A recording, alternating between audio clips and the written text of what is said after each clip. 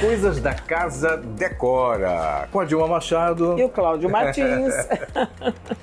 Dilma, eu vejo que a loja já está entrando em novo clima. Um novo clima. Isso é uma coisa que eu preciso explicar para as pessoas que ainda não conhecem o sistema das Coisas da Casa. A gente tem 3 sistemas interessantes.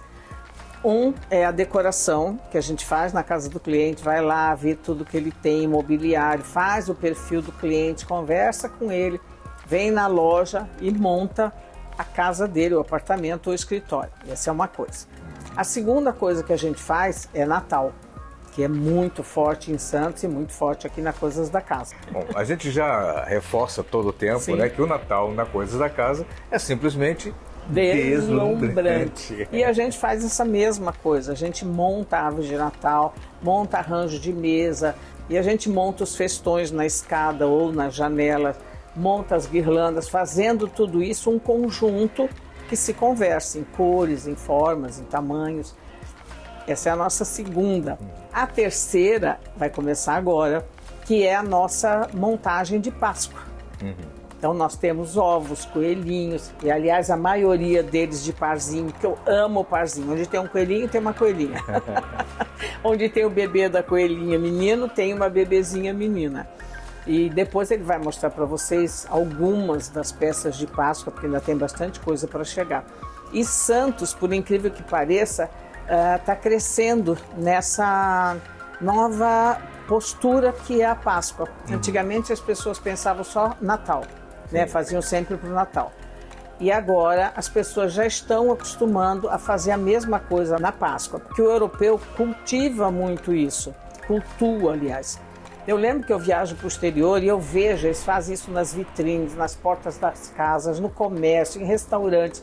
Mas fazem, não é pôr um coelhinho, é fazer toda uma decoração de Páscoa que permanece o tempo todo.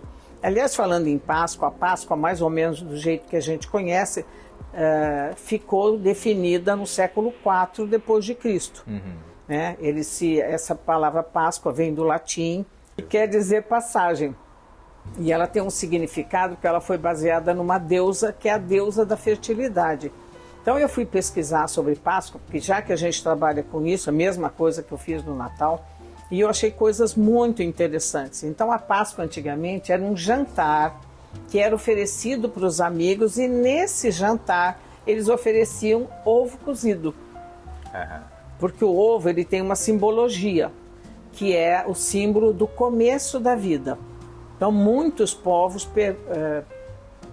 presenteavam os amigos com o ovo de galinha cozido, que era essa simbologia. Desse ovo de galinha, e eu me lembrei do Natal também, que eram as frutas nas árvores, que depois foram substituídas por bolas, aconteceu a mesma coisa. Daí surgiu a tradição do ovo de Páscoa, com essa mesma simbologia, que é a fertilidade e o início da vida. Então são histórias muito bonitas que a gente vai procurando, vai pesquisando, e a gente precisa lembrar também que essas festas eram festas do século IV. Então eram todas festas religiosas. E a Páscoa sempre era comemorada com jantar. Hoje nós fazemos aqui no Brasil o almoço de Páscoa ao invés do jantar. E ao invés do ovo cozido, a gente distribui ovos de Páscoa. E coelhinhos, que são símbolos da fertilidade, da vida nova, do renascer, da passagem. São histórias muito interessantes. Eu poderia ficar aqui horas falando sobre a Páscoa, porque quando a gente começa a pesquisar, uma coisa vai puxando a outra, né? Então você vai vendo e vai entendendo um pouco de história, um pouco de geografia, porque aí eles entram com as cidades, como é que era feita, como não era. É muito interessante isso. Eu adoro história, né? E o legal é que todas as coisas têm fundamento. Fico imaginando que algumas coisas são só decoração, mas tudo tem o seu fundamento. Tem o fundamento. Tem a sua história, tem um fundo, né, que acaba gerando ou provocando, né, essas questões. E é uma coisa interessante, porque a história da bola da árvore de Natal vindo de frutas já me deixou com uma curiosidade agora sobre os outros símbolos que a gente tem, de Páscoa, de Carnaval. Então, à medida que a gente vai tendo essa simbologia, eu vou começar a pesquisar e vou dar uma diquinha para vocês, assim, só para vocês terem uma ideia do que acontece numa festividade como a nossa. Mas vamos falar um pouquinho desse decor. A gente pode pontuar, né, de muitas maneiras, né, com as peças que você costuma ter, né? Aliás, uma mais bonita do que a outra. Tem algumas que até me lembram a época que eu tinha floricultura, né? Que eu estou até vendo uma peça aqui, que é com palhinha, né? E dá um espírito diferente. E novamente hoje nós estamos um pouco buscando essa natureza, essa coisa do bem-estar, e é super interessante, né? A gente tem os de pelúcia, tem os de resina, porque cada família tem a sua predileção, e tem os de palha também. Além disso, a gente tem as guirlandas de Páscoa. Assim como a gente faz as árvores de Natal, a gente faz as de Páscoa. Não são tão grandes, né? Porque ainda é uma simbologia sendo cultuada. E a gente faz guirlanda e monta centros de mesa. Essa mesma brincadeira a gente pode fazer com tudo.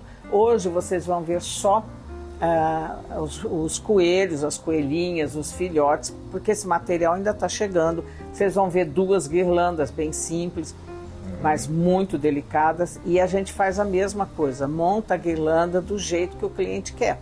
Então nós temos coelhinhos pequenos, sacolinhas, para às vezes você quer presentear, não vai dar só um ovo, dá vários ovinhos, coloca na sacola. É aquela surpresa que você precisa fazer ao presentear. Porque comprar um ovo numa loja e vir com a sacola e entregar não demonstra o carinho que você teve na escolha daquilo que você está comprando. A hora que você compra os ovinhos, vem aqui, compra uma sacolinha, põe na sacolinha, a gente faz um laço bem bonito, a pessoa que recebe percebe essa intenção. A intenção de agradar, de ser carinhoso, de querer participar dessa festa, dessa simbologia toda. E a gente, de certa maneira, né, precisa retomar um pouco as nossas humanidades, né, Sim. Dilma? Eu me lembro que, com minhas crianças pequenas, a gente fazia uma brincadeira com patinha de coelho. Patinha de coelho, escondia no jardim. Escondia no jardim, dentro de casa. Então fazia toda uma brincadeira que a gente, hoje em dia, eu vejo muito pouca gente... Ela se perdeu. Fazendo, porque acaba se perdendo. Ela se perdeu. E você quer saber uma coisa interessante?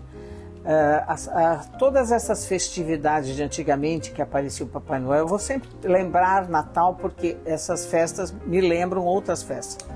E a festa de Páscoa, que você punha as patinhas, que você escondia o ovo, ou num jardim, ou no quintal, ou no vaso, dependendo do tamanho da sua casa, ela tinha em si fazer com que as crianças tivessem imaginação. Verdade. Então você precisava imaginar aquilo, você via a patinha, você imaginava o coelho correndo e você ia ao encontro daquela peça que você estava procurando.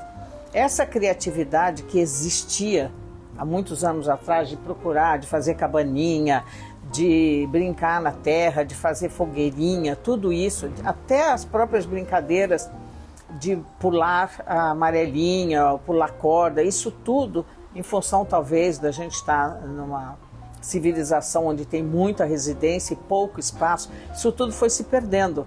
De certa maneira, a gente foi perdendo um pouco, nós somos muito digitais, estamos perdendo um pouco esse conceito analógico, certas coisas são mais analógicas. E, de certa maneira, para a gente ter um digital potente, funcione, bacana, legal, eu acho que esse lúdico do analógico ainda eu acho que ele hoje ele é muito pouco usado. E eu acho que a juventude, aliás, começa nas crianças, né? As crianças precisam disso. A fantasia alimenta depois o gosto pela leitura, o gosto pela escrita, o gosto pela história, pela geografia, porque tudo isso está ligado, a imaginação está ligada em todas as artes, em todas as ciências. Quando você tolhe a criança da imaginação e do desejo de encontrar e da felicidade de encontrar, você restringe essa capacidade. Quando ele fica muito digital, ele perde um pouco essa humanidade, essa coisa do pensar. Para que eu vou ler um livro se eu tenho no digital? É verdade. Só que o digital não desenvolve a sua memória, não cria sonhos e fantasias que são necessárias para a gente crescer saudável.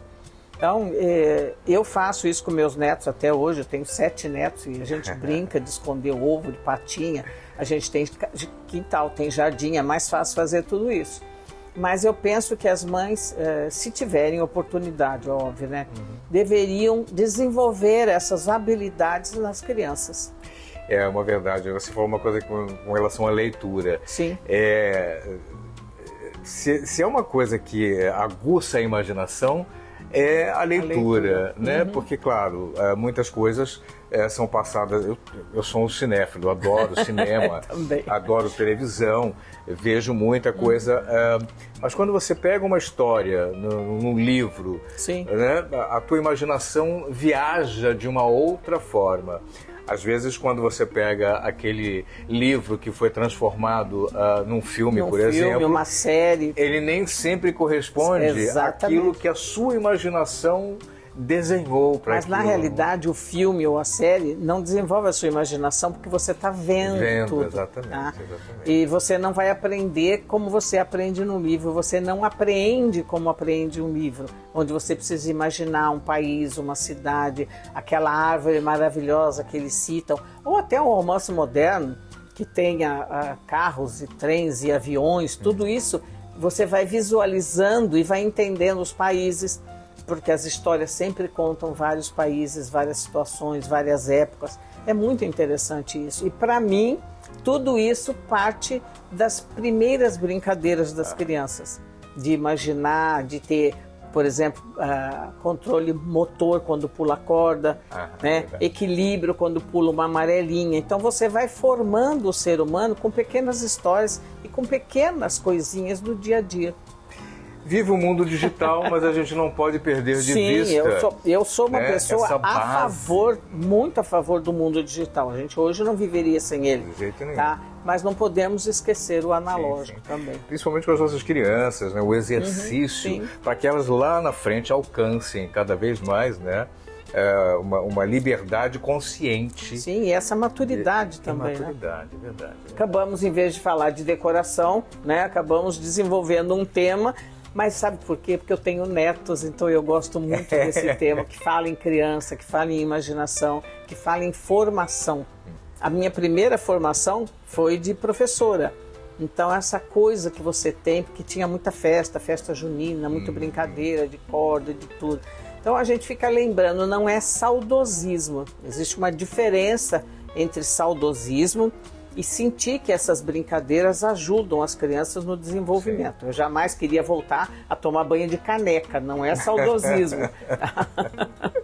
É verdade, mas trazer um pouco, hoje, pelo tema, né, eu achei até que valia a pena a gente trazer um pouco isso, porque todo esse exercício que você faz muito forte na loja, tanto com o Natal, agora também nesse período com a Páscoa, tem muito desse conceito, né? De trazer para o nosso decor essas referências, eu gosto de chamar de humanidades, né? Porque são carinhos que a gente vai fazendo, e a decoração tem muito isso, a arquitetura tem muito isso, que é tornar as nossas vidas mais agradáveis, mais interessantes, mais inteligentes, né? Mas sem esquecer, né, do amor, da criatividade.